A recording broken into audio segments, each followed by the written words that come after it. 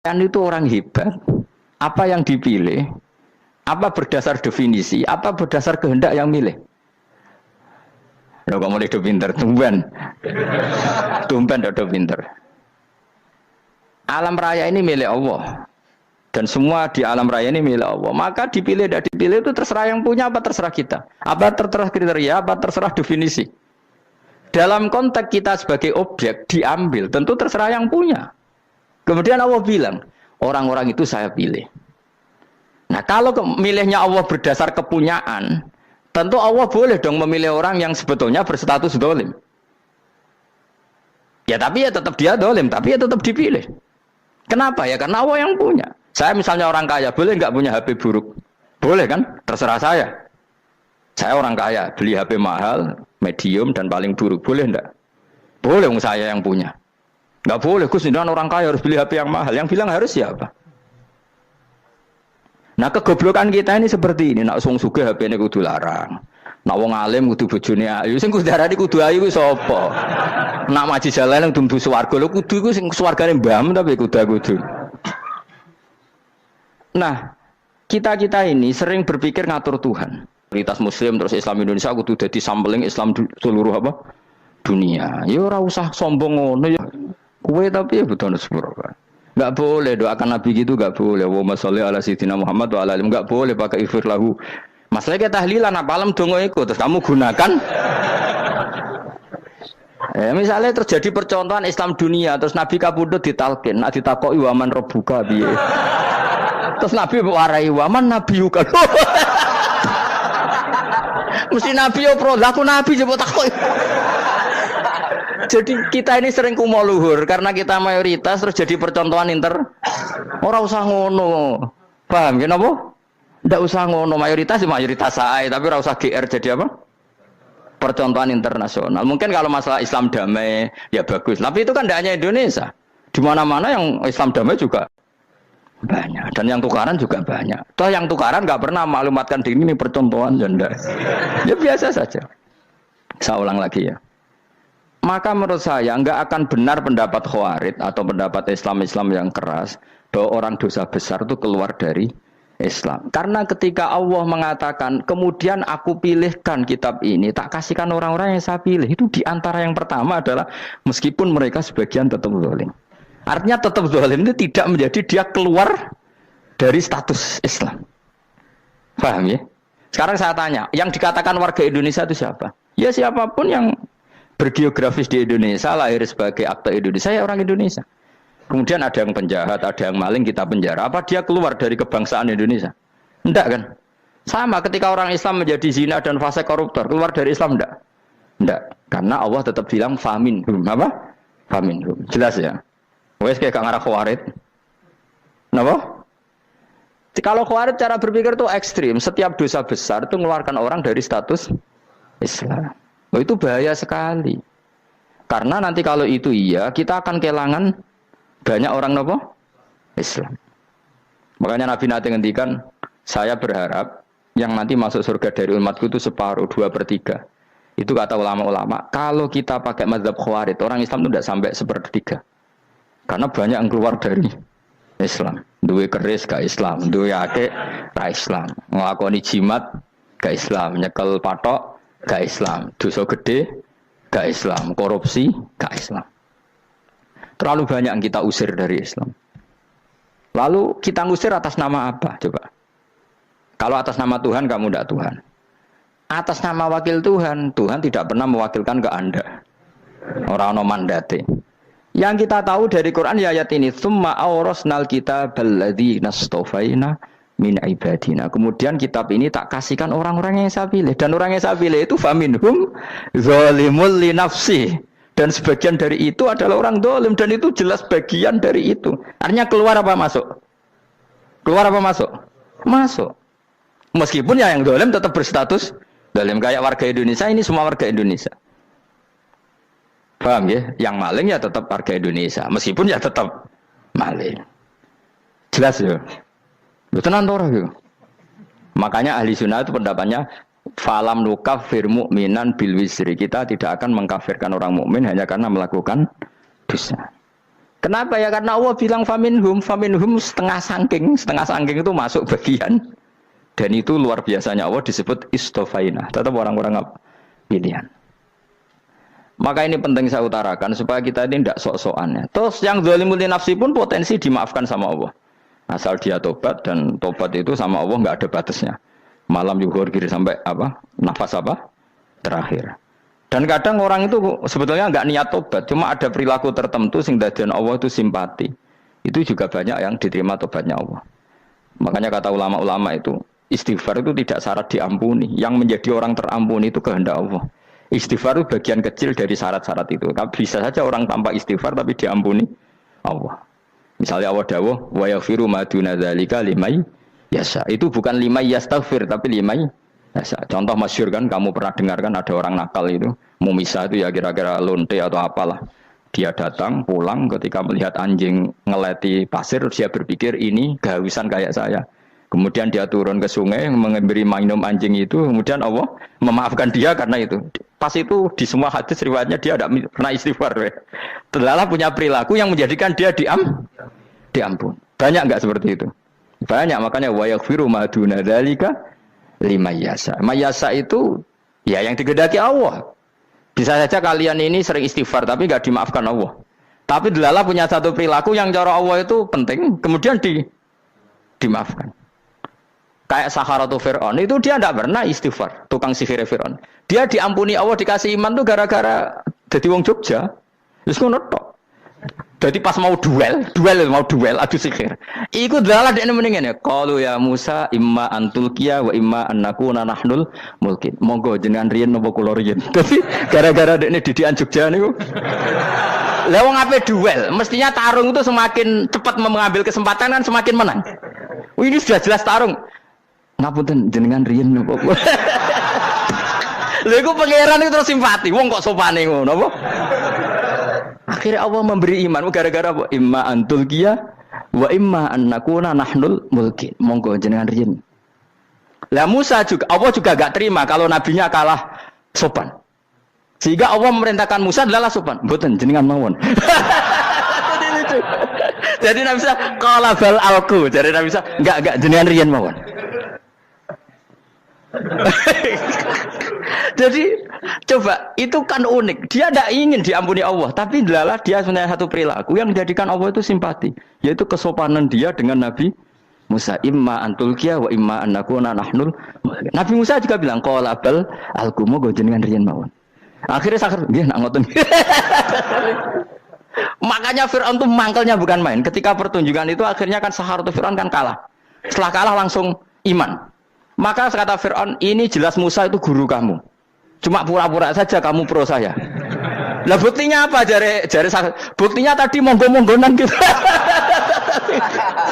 Makanya Fir'aun bilang, innahu lakabirukumul ladzi 'allamakumus sihr. Wah, itu mesti Musa itu gurumu. Padahal dia gak kenal sama sekali.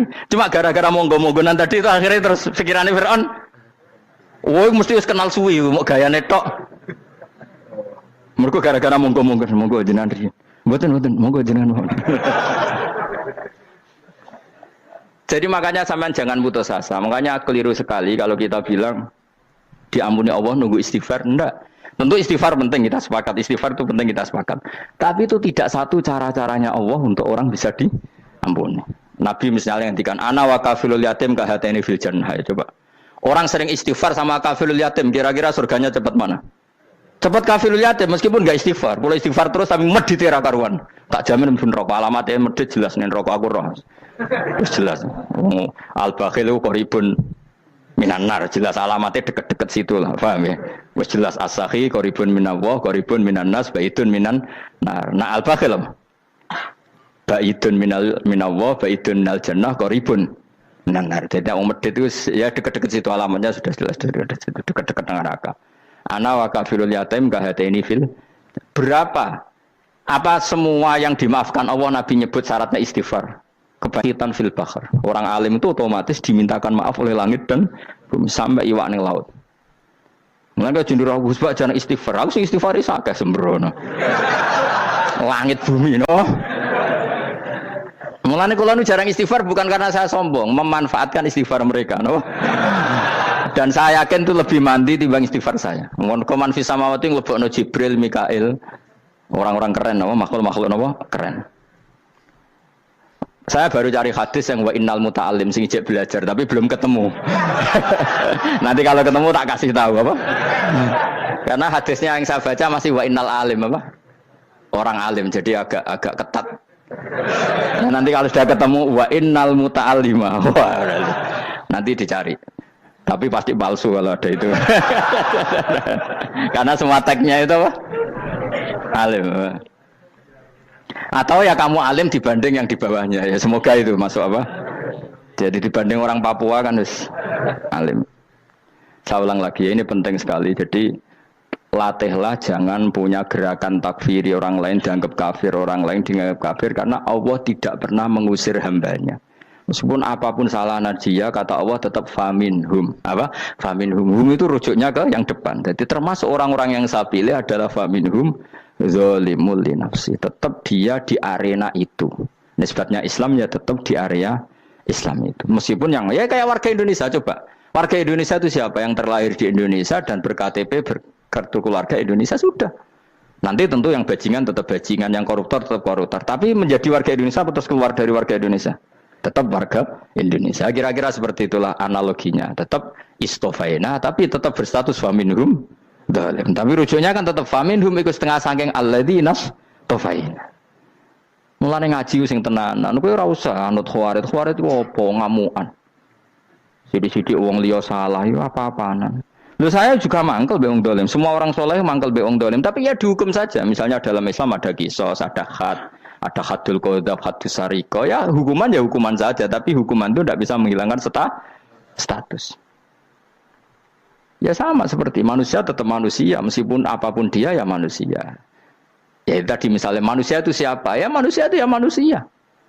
Terus kamu bikin orang yang standar ideal manusia adalah yang berperilaku baik, yang nggak pernah salah. Kemudian kalau Zaid itu maling berarti tidak manusia. Terus barangnya apa? Ketek. Tidak bisa, makanya kembali lagi dinul aja. Kamu bikin definisi manusia itu tidak usah seangkuh itu. Manusia seperti ini manusia ya sudah, maling ya manusia, orang soleh ya manusia, orang sedengan ya manusia. Lelaki itu apa? Yang punya alat kelamin penis itu lelaki titik sudah. Sehingga nanti warisannya ya dia lelaki. Sholatnya dia bergaya. Kamu tidak usah bilang gini, lelaki adalah yang cakap memimpin, yang maco, yang kuat. Jika kalau tidak seperti itu namanya perempuan. Terus kamu membolehkan yang seperti ini jadi makmumnya perempuan. Imamnya perempuan sing maco. Kacau enggak kalau agama nuruti logika-logika itu? Enggak, jawab aja. Kacau. Lalu lucunya sekarang banyak kecerdasan yang mengarah ke sana. Makanya agama ini jadi kacau. Karena sudah ada dinul ajais. Agama ini agama ummi. Ya agama ini agama ummi. Kata Allah huwallazi ba'atsa fil ummiyin. Ummiyin itu lugu itu polos. Jadi kalau orang polos misalnya gini, ini apa? Kira-kira kalau jawab orang polos ini, jam. Bagus kan jawab jam. Jam untuk apa? Penunjuk waktu ya sudah seperti itu. Tapi kalau orang engkek, ini itu apa jam? Itu barang murahan. Bulat kan oleh jawab. Mau numpak mobil carry itu apa? Itu black melaku. Yang mobil itu Alphard. Jadi kacau. Enggak boleh agama dibawa ke sana. Apa? Agama di sana dibawa ke sana. Nah itu madzhabnya ahli sunnah apa? Wal jamaah. Ketika Rasulullah ngendikan la yu'minu ahadukum hatta yuhibba li akhi, ora kok diarti ini ora iman. Sehingga yang menyala itu tidak iman, tidak seperti itu cara mengartikan ahli sunnah wal jamaah. Karena status itu tidak pernah hilang. Yang hilang hanya kesempurnaannya. Paham ya? Kesempurnaan kita jadi manusia hilang karena kita maling, karena jadi koruptor. Tapi tetap kita manusia. Kesempurnaan kita sebagai orang mukmin hilang kalau kita fasik, tapi kita tetap mukmin. Paham ya? Makanya setiap hadis gitu kata ahli sunnah la yu'minu imanan kamilan. Wis dong ya. Dong. Ya terus alhamdulillah subhanallah. Ya doa alim semalam 22. Malam Lailatul. Aku kadang melok goblok aduh. Saya tuh sering dididik sama bapak saya, sekumpul wong akeh ya kudu melok goblok guys. Makanya bapak itu kalau ada orang pidato, bapak kan juga enggak suka pidato juga, tapi ya kerso kadang-kadang, saya pun kadang-kadang kerso. Asal sing utus pernah guru, pernah sepuh kadang kerso. Nah, bapak nak bahas pengajian diomongin balik dari bapak, malah bingung, ngomong apa wae. Coba kita dengan PD-nya bilang Lailatul Qadar itu 21 sampai berapa? 29. Lailatul Qadar. Warna iki malam Lailatul Qadar. Lalu Lailatul Qadar keren tuh karena apa coba? Karena nuzulul Quran. Lalu nuzulul Quran tanggal 17. Lalu Lailatul Qadar tanggal berapa? Oh, ada nih. Alhamdulillah. Tapi ini jangan jadi keiskalan yang masih sudah difitnah. Coro Gus Bak, ya coro Gus Bak, coro Quran ngawur gitu. Sembrono. Memang aku tidak pendapat tentang Quran, ya dan ayatnya seperti itu. Maka yang benar, Lailatul Qadar itu kata ulama-ulama dulu, orang yang beramal soleh, ya itu sudah anggap saja dapat Lailatul Qadar. Ora usah ndelok esuk-esuk ndelok srengenge blerengen ta ora. Nek ora blerengen berarti untuk Lailatul Qadar. Jan mendung kan blereng iki. Terus bengi angite sayup-sayup. Anggere dini hari ya sayup-sayup blok-blok aneh-aneh wae. Lah nek pikir segoyo ora, berarti wong laut gak tarah untuk Lailatul Qadar. Mergo segoro kidul langine bianter. Lah nek ning Dieng ya mesti sayup. Mau angin ndok gunung wis kesel dadi ora sayup-sayup. Gawe ukuran ojo ngono, gawe ukuran ngono rak wong Dieng luwih ngrasa entuk Lailatul Qadar timbang wong segoro kidul. Segoro kidul angine apa? Buanter. Padahal alamate piye? Sayup-sayup. Mana-mana. Maksudnya alamat ngono iku ora ngono, maksudnya ayat iku Kanjeng Nabi mbadhawuh ngono, maksudnya ora ngono. Wes dong ya. Ayo Lailatul Qadar tanggal aku seneng wong bodho. Kowe enak urip wis happy no? Happy. Ya saya ulang lagi ya. Jadi kejati dirian itu tidak bisa hilang dengan standar keidealan. Yang hilang itu standar apa? Keidealan. Misalnya kita maling, ya eman lah sebagai orang mukmin kok maling. Warga Indonesia kok kriminal tuh eman, tapi dia tetap orang Indonesia. Orang Islam tetap Islam meskipun dia fasik. Sebab itu Allah ngendikan faminhum dzalimul linafsi. Sebagian dari orang yang saya pilih dia adalah orang dolim. Ya dolim saja. Kamu jangan kamu katakan kafir ya dolim saja. Dolim kira-kira maknanya kurang ajar, kacau, kriminal. Tapi kan tetap dia orang Indonesia. Paham ya? Tetap dia orang Islam. Tapi Islam yang dolim. Ya seperti saya sering cerita. Saya pernah ketemu orang alim melaku di Tuban. Iku pilih tanggamu. Wong Islam kok doku. Wong Islam kok doku umat Islam kok do mabuk. Ya tentu oknum ya. Tapi jari orang alim tadi, itu orang umat Islamku. Islam sing kumat. Jadi orang Islam itu hanya dua, umat Islam sama Islam yang kumat. Jadi kalau pas fase ya Islam kumat. Kalau pas waras umat Islam. Ya sudah itu bolak-balik. Ya, jadi umat Islam. Jadi kalau di Jogja atau di Jakarta ada orang mabuk, itu berarti Islam sang kumat. Kalau pas ngaji umat Islam. Tapi kadang orang yang sama, ya kadang umat Islam, kadang Islam yang kuman. Ya sudah seperti itu. Dan nanti pas diambil Allah, ya tetap statusnya dua tadi. Umat Islam dan Islam yang kuman. Jadi jelas ya. Jadi jelas sekali makanya orang Khawarij itu, kata Rasulullah, syarrul khalqi wal khaliqa. Ela-ela makhluk itu orang Khawarij. Karena dia menghilangkan status kejati dirian. Itu bahaya bagi kelangsungan negara maupun agama. Jadi misalnya kalau orang nyuwun sewu, misalnya ada orang kriminal di Indonesia, terus dianggap gak warga Indonesia, terus mau dibuang kemana? Coba. Sama kalau semua orang Islam yang salah dianggap kafir, terus lalu mau kamu buang kemana? Padahal dengan kamu katakan kafir, artinya dia sudah tidak wajib sholat. Orang kafir tidak wajib sholat, tidak wajib puasa. Apa tidak lebih ngeri? Karena dia tidak berkewajiban melakukan ibadah-ibadah Islam. Berarti Anda lebih ridho dunia ini rusak. Ya misalnya Zaid karena megang patok kuburan atau melakukan dosa besar kamu katakan kafir. Setelah kafir dia wajib sholat enggak? Tidak kan? Wajib puasa enggak? Berarti kan malah jura-juran.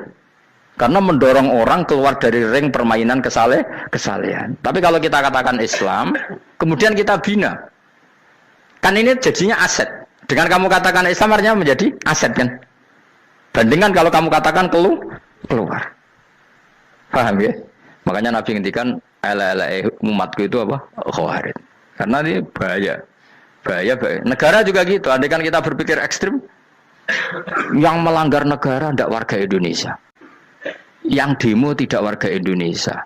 Sing beda pendapat dengan pemerintah enggak warga Indonesia, negara ini habis. Kehilangan 50% warga Indonesia. Ya biasa saja, yang salah ya salah, tapi tetap warga Indonesia kalau secara aturan hukum harus dihukum ya dihukum. Asal objektif, asal adil. Kayak misalnya santri saya, yang santrinya Gus Bak itu siapa? Ya pokoknya sing ngaji. Kamu nggak usah pakai definisi ideal, sing ngaji, sing paham, sing ora ngantuk, sing pinter. Yo ngiyai dul kok. Mana-mana. Jadi nek sing bener piye? Sing santri Gus Bak piye? Ya sing ngaji. Lah sing piye ya pokoke anggere sing teko ngowah-ngowah ya wis melok mlebu. Ora paham yo ngaji, paham yo ngaji. Wong didelok kolange itu pokoke anggere sing teko ngono. Malaikat ora niteni sitok-sitok iki paham ta ora iki.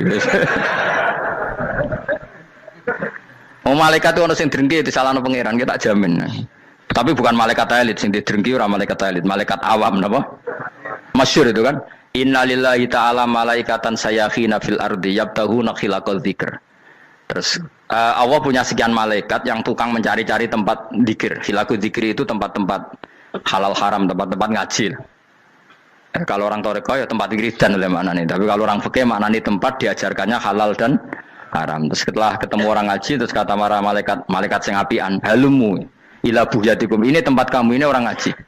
Kemudian ada malaikat yang agak hasud, tapi entah gimana hasudnya. Pokoknya bilang gini, itu ada orang yang datang ke situ tidak niat ngaji, nyari temannya. Kebetulan temannya itu ngaji. Maka ya Allah itu jangan masukkan kategori yang ngaji, karena dia nyari situ, nyari temannya. Kebetulan temannya itu ngaji. Tapi apa kata Allah? Hum alqaumu la yasqa bihim jalisuhum. Wes ngono lah, asal melok gabung tak sepuro kata Allah. Hum alqaumu la yasqa bihim jalisuhum. Mereka adalah kaum asal ikut duduk saja, ikut nimbrung duduk saja dengan niat yang macam-macam, tetap tak ampuni kata Allah. Tidak penting ya niat ngaji ku hiburan, alternatif, dibanding ngomong sumpah ngadepi bojo. Wes gak penting kabeh. Soale anggere melok nimbrung sah. Enak loh. Nah, ya alhamdulillah. Sauni-unimu. Jadi agama itu pokoknya jangan kulino merubah kesestatusan.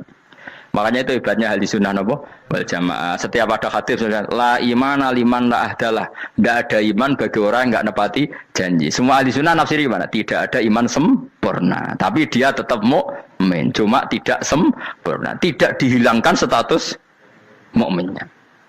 Masa orang Indonesia kalau maling enggak orang Indonesia? Lo kamu buat kemana dia?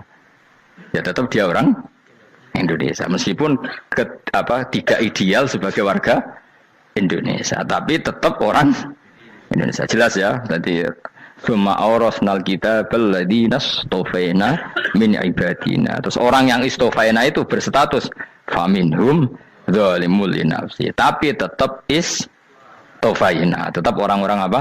Pilihan. Karena kita alhamdulillah apapun fase kita dipilih Allah menjadi orang Islam. Alhamdulillah alladzi hadana li hadza ma kunna linahtadiya laula an hadana Allah. Dan kita alhamdulillah dengan segala kekurangan kita tetap dipilih Allah menjadi muslim. Ora terima muslim pembawa jalalan, enggak keren ta Mas. Jasa napa? Jasa. Muslim pecinta Lailatul Qadar. Meskipun salah tanggal. Ayo gumun wae wong. Gak tau mikir ono to kan? Iya, soalnya aku lah ya yakin itu Qadar tanggal 21. Karena suara mayoritas suara Tuhan. Kula ya melok goblok kan. Kula nek anggar malam 21 ya wiridanku tak tambah. Meskipun aku ya rada eskal tapi Gusti niku suarane tiyang kathah nderek mawon. Oh, inna anzalnahu fi lailatul qadar. Quran itu tak turunkan pada malam. Jadi normalnya Lailatul Qadar itu berbarengan dengan malam. Tapi wis rasa mbok imani biasa wae, mari fitnah ngene wah. Nah biasa. Yang jelas Lailatul Qadar itu bisa kapan saja. Nah ulama dulu bilang ya bisa kapan saja. Cuma kata ulama-ulama bisa saja diturunkan di tanggal itu. Ya bisa itu karena memang nuzulul Quran itu kan tidak semuanya di tanggal 17 sebetulnya. Jadi di mana-mana itu ada simbol-simbol yang dipakai. Istilahnya tanggal 17 itu simbol. Memang kebetulan ada yang tanggal 17. Tapi kita tahu kan yang turun di Haji Wada juga banyak. Coba Haji Wada tanggal berapa? 9 Arafah. Bulan apa? Dzulhijjah. Dan banyak ayat turun Isra Mi'raj misalnya. Ayat Isra Mi'raj turun bulan apa? Rejab kan? Ibu yang ngaji dora khatam kecangkeman. Jadi Quran itu tidak hanya turun di Ramadan. Ya biasa saja. Makanya Kayak saya itu kan biasa ngaji Quran, ya setiap saat anggap Lailatul Qadar. Cuma kita ya ikut umumnya orang, Lailatul Qadar itu tanggal 21, 23. Aku lah senang malaikat sing bagian panitia itu ben jelas fokus di tanggal itu. Tapi kamu jangan pernah berpikir menafikan hari-hari lain bagi ulama tertentu, bagi wali-wali tertentu. Mereka ngalami Lailatul Qadar kullailah. Banyak wali yang bilang, saya ngalami Lailatul Qadar kullailah. Maksudnya, karena kullailah zaman Nabi itu pernah dituruni Quran. Dan semua itu artinya Lailatul Qadar. Tapi tentu ada simbol. Kayak kemerdekaan Indonesia itu dimulai tanggal berapa? 17 Agustus. Sebetulnya ya enggak. Ketika Jepang kalah itu ya sudah merdeka. Dan daerah tertentu sudah lama dulu merdeka kayak Aceh. Karena dia tidak merasakan dijajah Belanda. Daerah tertentu ada setelah diproklamasikan tetap berjibaku dengan penjajah. Banyak enggak ketika diumumkan kemerdekaan masih yang berjibaku ngelawan penjajah? Banyak. Tapi kita butuh simbol. Jadilah kita ngambil 17 Agustus. Ngono kok ra iso. Jadi tanggal itu ada tanggal hakiki, tanggal simbol. Meskipun yang hakiki ya simbol, simbol ya hakiki. Dong ya? Alhamdulillah. Ayo kok pinter aku yo. Maksudnya ben kulino mikir, ben urip itu gak glonyar-glonyor ora jelas. Wah, lu semoga goblokku barokah nang ngedel kula. Karena saya itu kenapa kok tahu goblok barokah itu gini ya. Satu supaya saya tidak takabur ya. Saya akan kecelok wong alim ben takabur. Dua aja wong goblok ya ono pinter ya, Mas. Kaya wong iku lho, kaya wong naik apa jenenge? Naik jambian 17 Agustus apa? Apa? Targane apa? Pajak Bina. Itu kan nilainya hanya berapa yang di atas? Kira kalau di sini berapa nilainya? Ini kalau diberikan diuangkan. 1 juta ada. 1 juta. Bagi penonton tuh kan gini. Cek goblok ya demi duit 1 juta grebotan kayak gitu kan gini. Wong barang angel kok dilakoni. Goblok banget kan gitu jare sing ra melok. Tapi yang delok ku seneng. Tapi kon melok ora gelem. Lah duit 1 juta ya tak rewangi gitu. Orang goblok ya gitu. Dadi wong alim ku angel. Wis ngerti nak angel, maka ora usah melok barang angel kan gitu. Berarti pinter gak wong goblok ku? Tak warai ya. Dadi wong alim niku angel. Maka saya menghindari barang angel. Menghindari barang angel itu satu kepintaran. Berarti orang bodoh adalah pintar. Tawar. Jelas ya? Jelas ya? Alhamdulillah. Makanya kula niku kadang kok pinter kowe, Mbak aku. Karena kamu tahu ngalim iku angel. Menghindari barang sukar itu pintar. Berarti wong bodoh iku pintar. Tapi pintar dalam kebodohan. Makanya harus respect. Wong bodoh iku napa? Respect. Dia tahu ngapal Quran angel, ngapal hadis angel, maca jalalan angel. Suatu yang angel harus dihindari. Menghindari barang angel adalah kepintaran. Wes ngono ae. Dadi kadang-kadang lek GR, Gus Bab aku pinter aku. Kok iso? Dia tahu barang sulit kok dikejar. Itu kan satu kebodohan. Wes uni-unimu ngono dadi.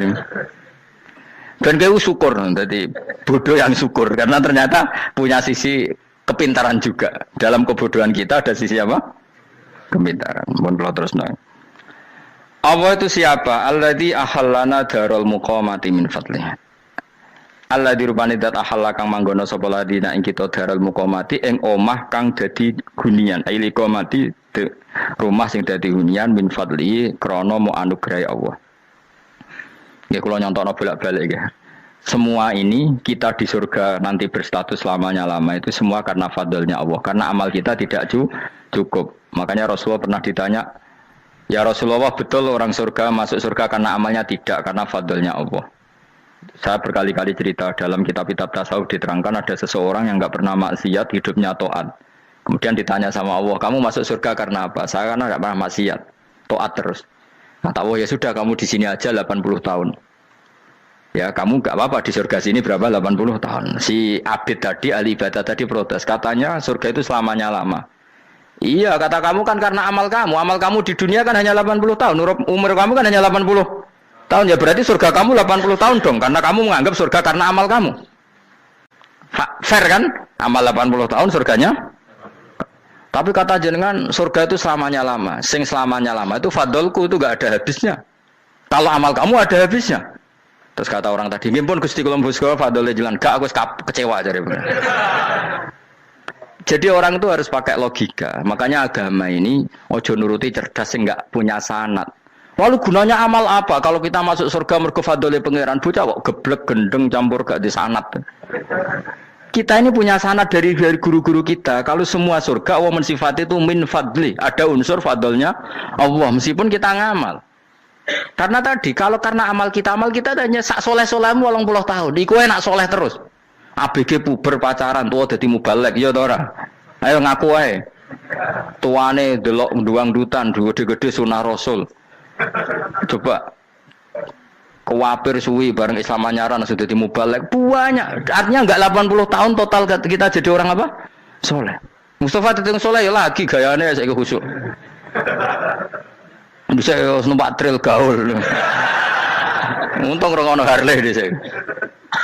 Nah, kalau karena amal kita berarti kita di surga hanya 80 tahun. Terus kata Allah, ya, tapi kata jenengan surga selamanya lama. Yang selamanya lama itu fadl saya. Anugerah saya itu tanpa batas. Makanya kita tetap yakin kita seperti ini nanti di surga itu kabeh fadlih Allah. Seperti nas di sini apa? Alladzi ahallana darul muqamati min fadli. Bukan karena amal tapi apa? Min fadli. Bahwa amal kita itu ikut dipertimbangkan iya, tapi ya termasuk yang dipertimbangkan, bukan segala-galanya. Yang paling menjadi abadi di surga adalah fadlih Allah, karena fadl dan rahmatnya Allah itu yang tidak terbatas. Jelas gini ayatnya apa? Alladzi ahallana darul muqamati min fadli. Laya masuna orang kepona ing kita via ing dalam jannah apa nasobun apa kangelan eta abun desi kangelan walaya masuna lan orang menyentuh na ing kita via fil jannah apa luhu pun apa kerepotan.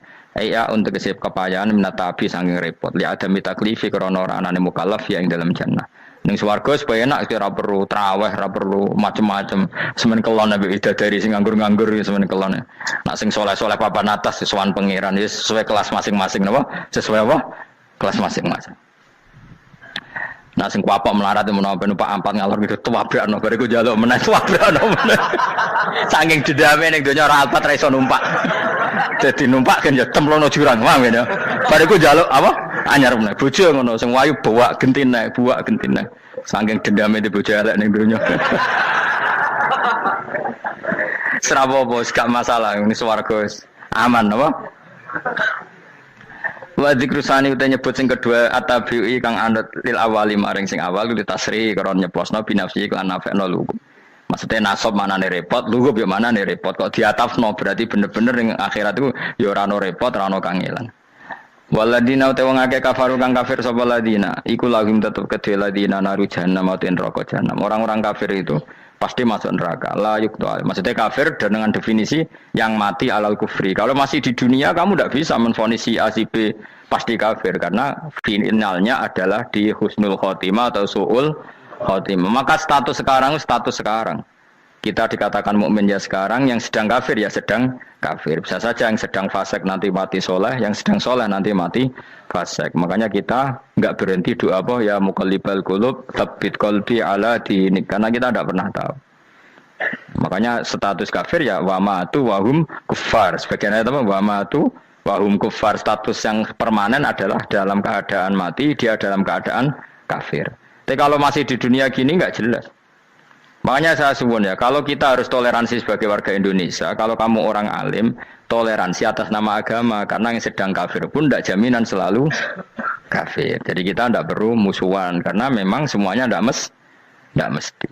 Ya itu kalau atas nama nopo agama. Kalau atas nama negara, ya memang kita berkawan atas nama sama-sama bangsa nopo Indonesia. Kalau atas nama agama, ya memang nggak mesti juga. Bisa saja mereka husnul khotimah, kita tidak pernah tahu. Makanya Allah terbilang wa qulu linnasi apa husna, dengan siapapun yang baik. Lah soal nak diperangi kita perang ra kudu wong kafir. Lah pelah dibaca wong Islam ya males. Lah ke meneng ae disembelih. Wah. Ya soal itu kan bab sial, bab mempertahankan apa diri. Itu udah harus dengan orang apa? Kafir. Misalnya ada penjahat mau membunuh istri kamu tentu dibolehkan Islam melawan. Paham ya?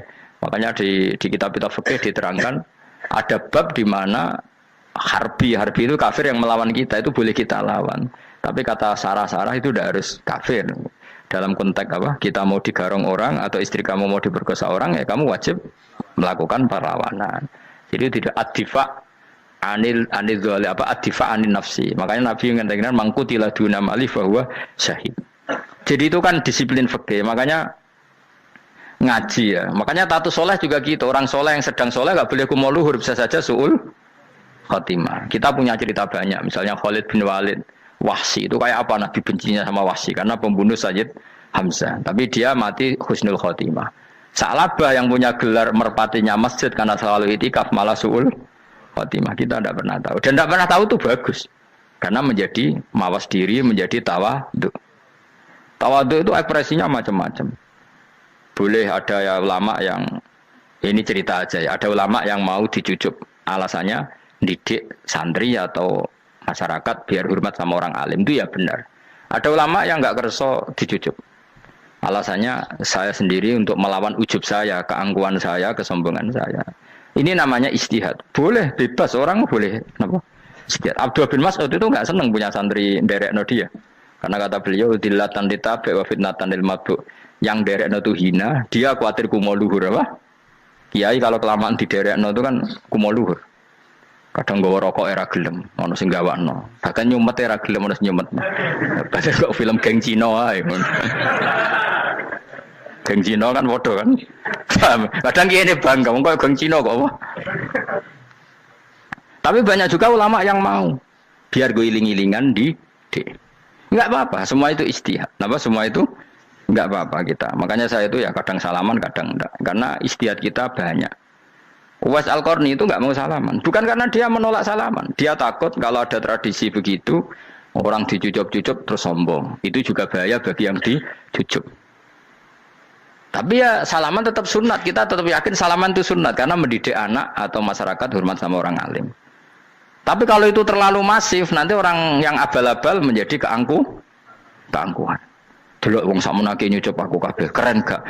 Keren apa nih? Soalnya jenengan ditakdir pun rokok aneh-aneh wae. Enggak ada yang keren di dunia. Yang keren adalah makanya Salman Al-Farisi ketika dia sukses menaklukkan Persia, itu mau syukuran. Kata Salman Al-Farisi, enggak Jong.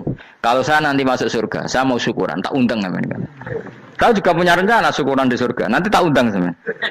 Dan enak kan enggak usah biaya undang, pesta besar-besaran. Enak seneng dugem-dugem ning kono ora ono maksiat. Sekono go babonmu, widadarimu go. Piro kan widadari ora jare 70. Piro Mas? Nggih rencana piro Mas? Piro? Lho kan 70 Mas. Nanti tak undang. Saya punya rencana, pokoknya sekali masuk surga bersyukuran besar-besar. Kayak tak undang ra ono berarti ning neraka.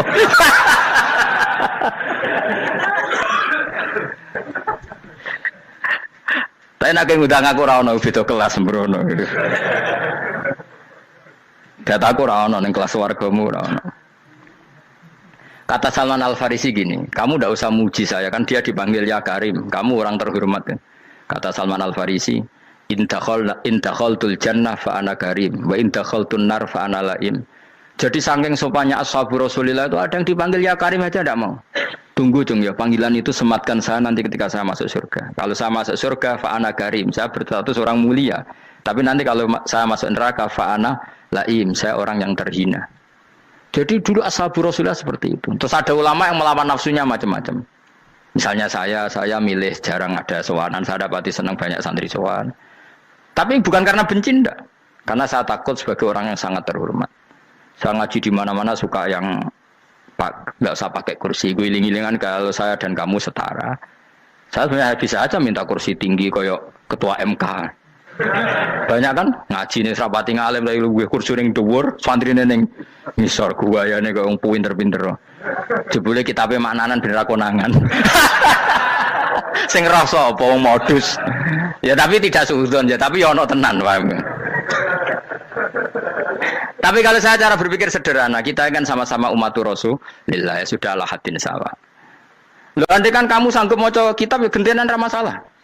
Kadang dia moco aku ngrungokno, kadang aku moco enggak apa-apa. Nah ono sing wani. Tapi sekali salah tak lorot nah. Jadi dulu sahabat itu biasa. Ada yang cara ekspresi tawadhu kayak Uwais Al-Qarni enggak mau salaman karena takut dicucuk. Ada yang suka salaman karena mendidik. Banyak cara mereka melawan nafsunya sendiri apa? Melawan apa? nafsunya. Istri saya itu dari keluarga pondok Jawa Timur. Itu dulu eskal sama saya, janggal. Karena anak saya kalau mau jajan tuh saya tidur pun dibangunkan. Pak bangun, saya minta uang. Itu ya sampai sekarang begitu. Istri saya itu eskal, janggal. Karena janggal kan ada Jawa Timur sopan sekali sama orang tua. Tanya saya. Karena dia keluarga orang terpelajar, tanya, kenapa itu dibiarkan? Saya jawab saya, ya kalau tidak minta saya, nanti minta mbak-mbak atau kangkang. Orang yang paling harus dingel-ngelo anak itu orang tuanya. Sehingga yang paling harus diganggu anaknya ya orang tuanya. Sampai sekarang anak saya berani minta mandi saya, gendong saya. Kalau orang tuanya saja gak siap dingel-ngelo, lalu apa kata dunia? Kan aneh. Nah, itu ajarannya bapak. Saya dulu bapak Sugeng itu biasa jagoan sama bapak. Ya biasa misalnya saya lesupak kalau kepen mangan ya, cung tuku. Zaman itu pakai motor, pakai sepeda motor, biasa sama bapak ke pandangan. Saya sampai sekarang sama anak-anak saya akrab. Karena pikirannya orang tua saya dulu ajarannya yang paling berhak dingel-ngelo anak ya orang tua. Ini kan gak fair. Kita sebagai orang tuanya digugah gak terima, kon ngedusi gak terima, kon nyawi gak terima, orang lain disentak suruh nyawi. Dan orang lain itu pembantu hanya karena kamu gaji. Kamu gaji seberapa? Hubungan anak dengan pembantu itu kan karena uang. Kamu ingin berbasis hubungan hanya karena itu goblok sekali. Hanya istri saya nerima. Jadi ini bukan berarti saya bikin konsep begitu ya. Ini cerita saja. Banyak guru-guru kita termasuk orang tua saya kalau ngajarkan gitu. Tapi ya tentu ada orang yang ngajarkan anak oleh gugah wong tuane pas turu. Ya kalau pas turu ada alternatif ibunya nggak apa-apa. Kalau nggak ada ibunya juga nggak ada. Terus alternatifnya orang lain kan buruk sekali. Kalau alternatifnya orang apa? Lain. Tapi orang tua kita kadang kesuwen oleh didik adab berlebihan sampai anti ilmu. Ya itu tadi didik adab tapi anti. Ojo gugah wong tuamu, wong turu digugah. Akhirnya nyon sewu minta tonggo, pernah bulik bude yang kadang nyon sewu mereka sendiri susah kan, nggak punya uang kan terjadi kacau. Demi adab tapi menghilangkan ilmu. Tidak boleh. Nomor satu itu ilmu baru adab. Coba orang paling berat dingel-ngelo anak harusnya siapa coba? Orang tua. Jadi mestinya pas ke turu digugah ya santai wae. Ini sudah tepat. Nah kecuali ngelama, artinya ngelama itu sudah jajan minta lagi lah itu kan ada ukurannya, tentu ada apa? Ukurannya. Tapi kalau fi awali marroh jajan hari pertama di hari itu memang jajan pertama kan nggak dolim. Kecuali minta yang ketiga keempat lah itu baru mungkin salah. Akhirnya istri saya menerima konsep ala saya ya sekarang ya menerima. Sampai sekarang saya biasa misalnya habis ngajar dari Sarang atau ngajar dari Kudus, baru datang anak saya rewel minta jalan-jalan ya saya turutin. Karena menurut saya yang paling harus kangelan demi anak adalah orang tuanya, bukan orang lain. Padahal saya punya santri loh. Kalau mau keren-kerenan saya punya semuanya. Tapi itu kan nggak hukumnya Allah. Keren itu kan hukumnya manusia. Dia santri terus dia ini berhak ngongkon. Ini kan hukumnya manusia. Hukumnya Allah ya gak ada. Hukumnya Allah ya wong tua, be anak-anak be wong tua. Hukum liyane gaweane manusa, sing penting ku anfusakum wa ahlikum. Nah, ora ono santri kaum barang ora ono.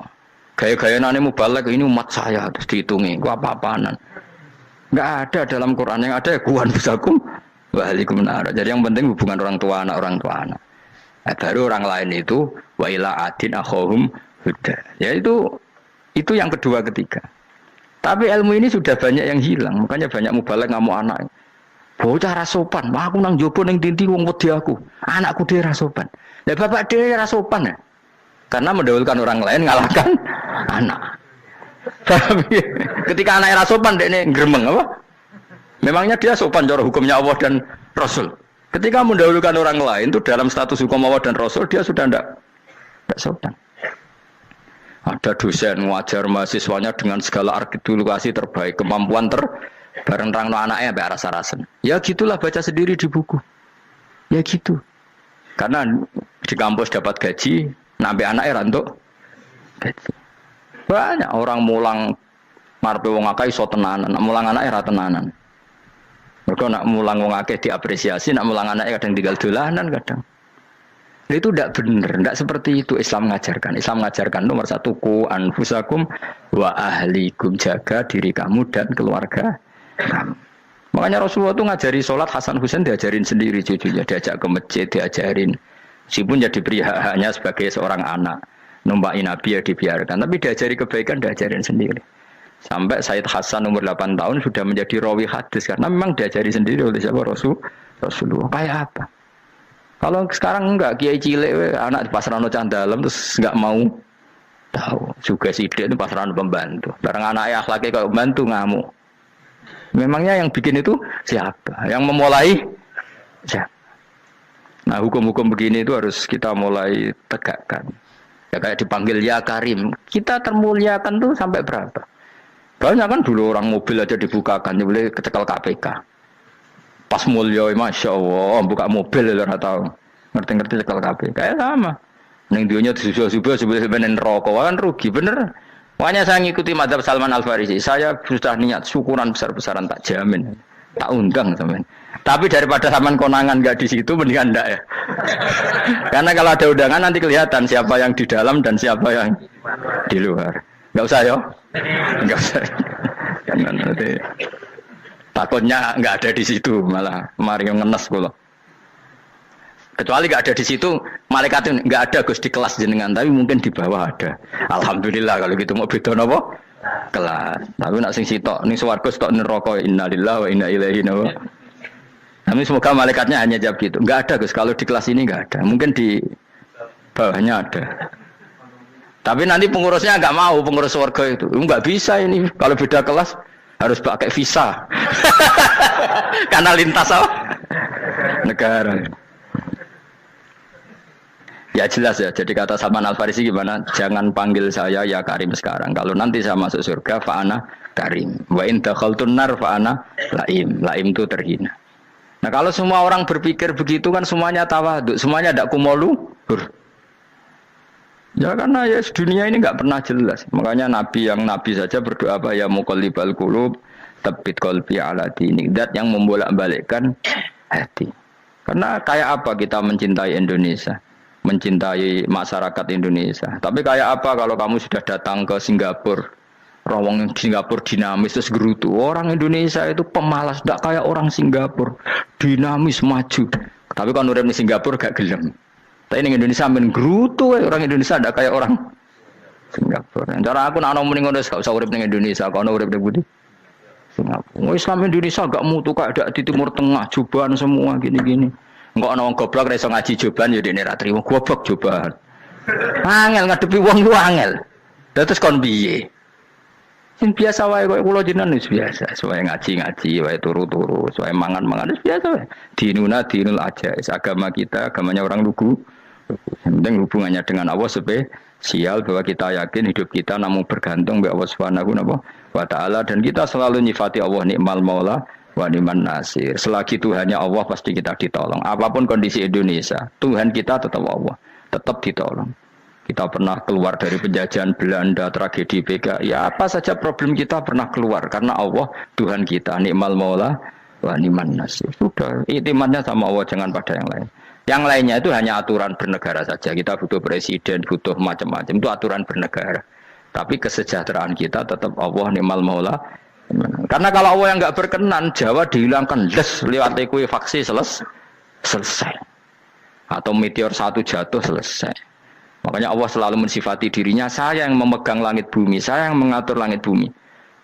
Beberapa benda langit nggak jatuh ke bumi karena saya, kata Allah.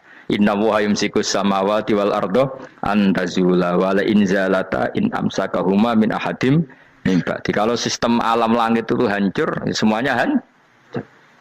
Tapi kita enggak, kadang-kadang membayangkan dunia enggak hancur itu kalau kestabilan negara. Negara tak stabil, kalau alam enggak stabil mau apa? Semuanya enggak koruptor, semuanya adil, tapi diguncang gempa tetap selesai. Diundang faksi tetap selesai. Makanya Allah selalu mengingatkan kita, amintum manfis sama yakhsifa bihumul ardo fa idza hiya tamur. Kenapa kamu merasa aman di bumi? Bumi ini setiap saat bisa likuifaksi, kata Allah. Karena bumi itu dzatis potensinya pecah.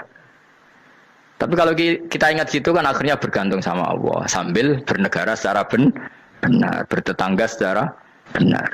Susahnya apa sih hidup benar? Wong hidup benar itu nikmat. Kalau mboten nate urip susah. Ngerti masalah sing pangeran Gusti niki wae jenengan ya sudah selesai. Dadi nak tahlilan ojo ngrameni tok, dijiwai nikmal maula. Nikmat itu sebaik-baiknya, nikmat itu sebaik-baiknya. Artinya kita selagi punya Tuhan itu pasti nasib kita ya sebaik-baiknya. Ngomongin imal mola tapi mbek gerutu. Seramutu. Mulane ra dadi wali perkarane ya apa. Jadi wiridane wae tapi ra dijiwai, enggak boleh seperti itu. Tapi lumayan, timbang yo ora wali ra wiridan malah ra karu-karuan malah. La yuqda alaihim raden putusna sapa alaihim ing atase ahlun nar bil mauti lan mati fayamutu mongko iso dadi mati sapa ahlun nar fa yastarihu. Mongko iso istirahat sapa ngakeh. Jadi ahlun nar ketika disiksa minta mati. Maksudnya mereka minta mati itu tidak merasakan sakit. Tapi nyatanya mereka sudah tidak bisa mati. Berarti disiksa terus terus walai khafaf lan ora den ringan napa anhum saking ahlun nar min adzabia saking siksa sinar torfata ini ning sak kedape mri ika kaya mongkon-mongkon kabeh kama jasinahum tegese kaya oleh males ingsun wong akeh nadzi males ingsun kula kafurin ing saben-saben wong sing banget kafire banget ingkare ning Allah lan nikmat-nikmate Allah manane kafir bilya iklan ya yadzi wa nuni lan nun al maftuhah kados kita tidak yadzi tapi napa nadzi nggih kadhalika nadzi kula kafur. Assalamualaikum warahmatullahi wabarakatuh.